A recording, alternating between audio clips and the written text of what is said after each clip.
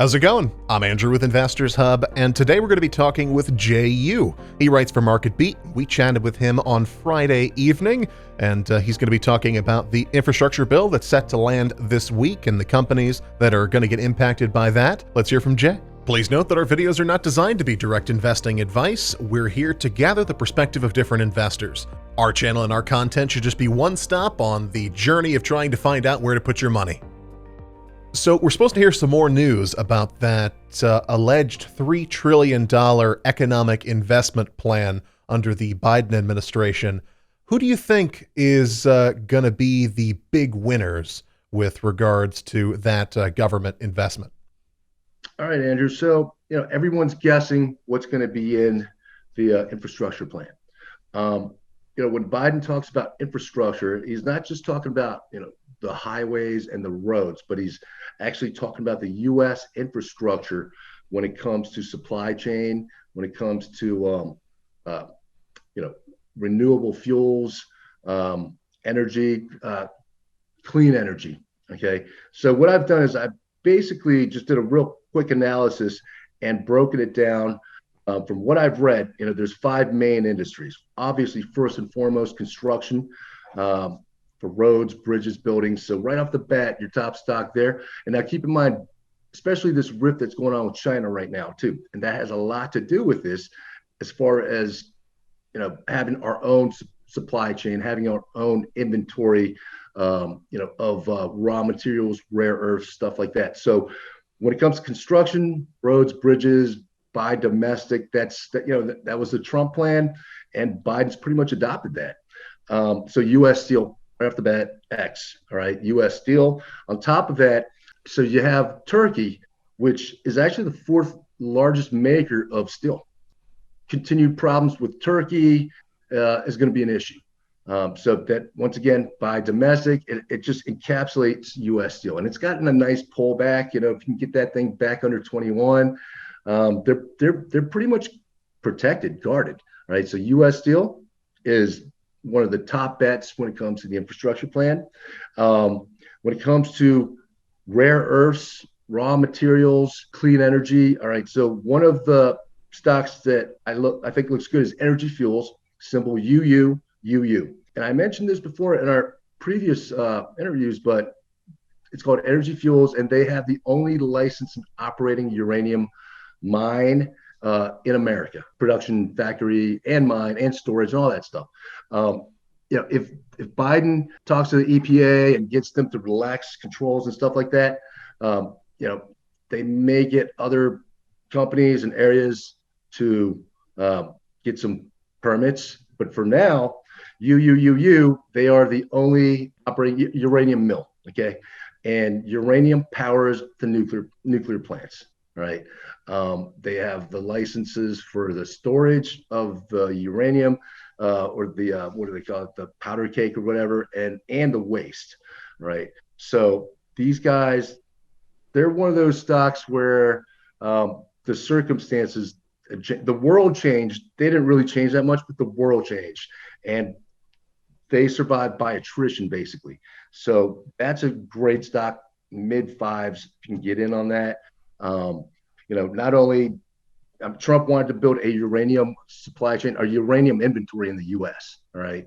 On top of that, these guys are also looking to do rare earths as well. So that's a rare earths play and a uranium play. Uranium going to nuclear, so it's nuclear's clean energy. Now it's not renewable energy. All right. It's clean energy. So you want to look at the clean energy stocks that are actually making money. All right. So ChargePoint, Blink, Plug, Fuel Cell, they're not making any money. All right. They're not going to make any money for a long time. You look at companies that have actually come back from the dead. First Solar. All right. FSLR. That's what you want to own when it comes to renewable energy. Well, clean energy, number one, and renewable energy. They're now going to be looking at solar energy companies, solar panel makers, and look at their carbon footprint.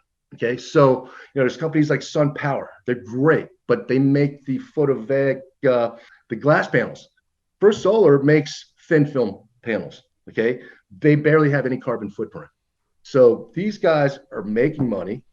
They're a little smaller now, all right, but they're making money and they're going to be around for a long time. They're going to win more contracts because as countries get more, uh, steer more towards the whole decarbonization effort, they're looking at, well, what's your carbon footprint when you make these, glass panels? When you make these photovoltaic, the silicon crystalline panels, all right?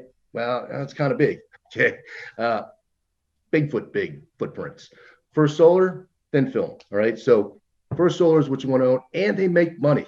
All right. It's not a narrative because these guys have been around. First solar, I remember when it was a $330 stock and then collapsed. And they're back from the dead, right? Just like how Amazon during the internet bubble shot up to 300 and change and collapsed under 10. All right. And that's the whole Gartner hype cycle, the boom bust. And then you have stocks, companies that rise from the ashes. And guess what? They're not that exciting because they're actually making money. First Solar is making money. That's what you want to own. All right. That's a real deal. When it comes to manufacturing, once again, these are multiple themes. So manufacturing, clean energy, well, Ford. All right. Go with Ford. They're going EV. I think I know GM and Ford, they're both going EV. I mean, they have to, right? But the thing is, they've got a baseline business. They got a factory. They've got production capabilities. Supposedly the EV Mustang is off the charts. So when the big three start going into the EVs and they're making money, number one, all right, they're making money. They're in an actual business. So it's like I said, it's like the Gartner hype cycle. You're going to get these stocks, these companies, narrative. Everyone jumps into that, and then you get the boom, the bust, the collapse, and then what emerges from there. And it's got to be companies that are actually making a profit. They're making money. They have a business. They have an infrastructure. So I hate to say it, a lot of these EV stocks, especially the U.S. EV stocks, they had their boom, their bust, and a lot of them are just not coming back. Computer chips and fabs. All right. So at this point, it's not so much China. It's basically Samsung and Taiwan Semi. All right.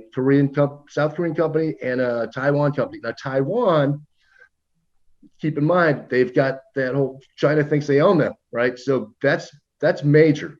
Right. I didn't mean to give you the middle finger enter, but Taiwan Semi, I mean, look, AMD, most of their chips are coming from Taiwan Semi. Right, to actually have a factory, which they call a fab, to actually make the chips, it's $10 billion in 2 to 4 years to actually make. So you got Samsung and you've got Taiwan Semi. That's the majority of all the chips that are being made out there. And you got Intel. All right, so Intel, they got a new CEO. I like this guy. He knows how to paint the narrative. And what he said was Intel is going to be basically constructing their own fab in the U.S. Give us 2 to 3 years, all right? But they're going to benefit because, once again, it's buy domestic. So Intel is definitely a stock. Whatever market share they've lost, all right?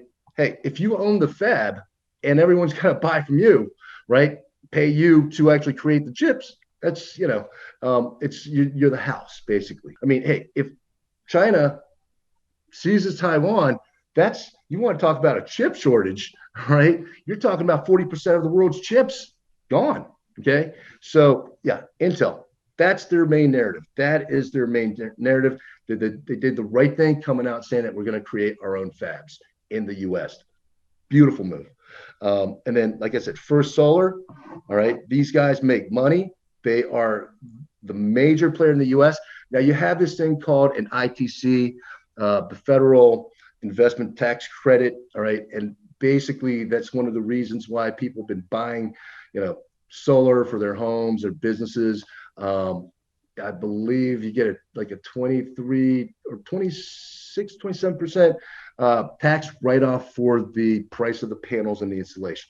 They were actually going to cut that off until they expanded it in 2020. In 2023, all right, that's going to phase out again. But I think they're probably going to continue to extend that, number one. All right. Number two, First Solar, they make their stuff in the US. once again, it's thin film. All right. So you don't need all the silicone and stuff. You don't need all the materials from overseas. These guys make it in-house in the US. So, they win on multiple levels. And that's the thing. All these companies, it's multiple narratives that actually converge at an apex. And it's like, oh, let me buy this company. All right. And like I said, Ford, what's more American than Ford? Well, GM's more American, but Ford's got less baggage. All right. So Ford, First Solar, Energy Fuels, and U.S. Steel. So what was the connection between the infrastructure bill and computer chips that you're making? Is it because of the EV market or because of education investment or? The infrastructure bill, once again, when you talk about infrastructure, you're talking about also supply chain infrastructure, having an inventory in the U.S. Okay. So Intel is making and I don't think the markets understand this, but this is one of the best moves they could ever make. All right, because like I said, what's going on with China right now? Biden's trying to take kind of a hard stance with them, with China, but China's in for the long term. It is a great idea to have our own supply chain in house. If the pandemic taught industries anything, it's the biggest one of the biggest problems was supply chain. Especially when you have global supply chains, and then you've got lockdowns, in different regions, different countries. So having basically being a vertically integrated nation, all right, is really the path of the whole infrastructure bill. All right. I think what the pandemic did was the whole age of globalization, we came to the reality that, wait a minute, we can't rely on other countries, other nations, other demographics, because if something happens, we're cut off and we're losing a lot of productivity of output. So definitely the computer chips. I mean, especially now when you're talking about Ford having to close down a plant because they don't have enough semiconductors, right? Yeah, we're going to have that problem, but hopefully in 2 to 3 years, that's something where the U.S. can be completely self-sufficient. That's basically what the whole pandemic has taught us. So whenever the government needs someone to do work, they're going to pick certain companies in order to do that work. So some companies are going to benefit more than others from this infrastructure investment. But do you think that the overall infrastructure investment will elevate entire sectors, or will there only be companies that the government picks that will see the benefits of this? Well, the thing is, the market, what does it say? A rising tide lifts all boats, right? So the companies that I mentioned, these are the tier one companies, or they're the generals. So when the generals rise, it pretty much lifts the whole sector or the whole industry. So, and that's just how the money rotates. When JP Morgan comes out with news and it's great, well, it's going to lift Morgan Stanley. It's going to lift the banking sector no matter what. It's going to even lift Wells Fargo. All right. So yeah, it's going to lift individual industries. Now, the real question is, is it going to be a sell the news type event? You're going to get the initial impact, you're going to get the initial pops, but how much of that is already factored in or going to be factored in moving forward? So the stimulus, look, it's a few days of news. That's pretty much what it is. Just like when Boeing gets a big government contract, it's good for a spike, but it's not something that's going to just lift the whole sector continuously. It's something that's going to shape the narrative, but like I said, this is an algorithmic market, and when everyone knows and when everyone realizes and they're all in on it, guess what? It's a crowded trade, and it's a sell the news event. So, but yeah, to answer your question, yes, it will lift sectors. It will definitely. It's not one company. It will completely lift the whole sector or the industry. and then where it goes afterwards, that's pretty much up to the algorithms. So Jay Powell keeps saying that all this economic stimulus is not going to cause inflation. Do you believe him? Okay, so I've always had a problem with the inflation readings. All right, so the inflation is basically the consumer price index, CPI. Now the funny thing is the last CPI reading was inflation was 1.7% for 2021. The next reading it's on April 13th, 8:30 a.m. In 2020, inflation was 1.4%. But notice something: when they come out with the CPI numbers, they exclude the two things that affect people the most: food and energy. Okay, your freaking energy bill. Now, yeah, you know what? Yeah, he's right. Okay, don't fight the Fed, but that's not true inflation. Food and energy. Now, here's the thing: when you look deeper into the reports, all right, so minus food and energy, inflation was 1.7%. But the CPI report actually does include food and energy. And the funny thing is, now the food index rose 3.6% during that same time, prior 12 months. Energy rose 2.4%. You'll notice they're both higher than the normal inflation, 1.7%. Okay, so when they exclude food and energy, because that's what I see, that's what most people see. They see their electric bill like, oh, what the hell? They see the gas, energy. They go to you go to grocery store and things are more expensive. There's inflation right there, right? That's what most people experience. To most people, that's inflation, but they leave that out of the core CPI by default. Yes, they'll find some way to not affect it, but. I think it's bullshit. BS. I mean, sorry about that. But yeah, no, there is inflation. Food and energy is experiencing inflation right now. Everything else, probably not. Do you have any disclosures? Are you? I know you mentioned a lot of stocks, but do you have any positions in any of the stocks mentioned? No positions. Yeah, no. I'm a trader. I'm strictly cash by the end of the day. I like to sleep at night.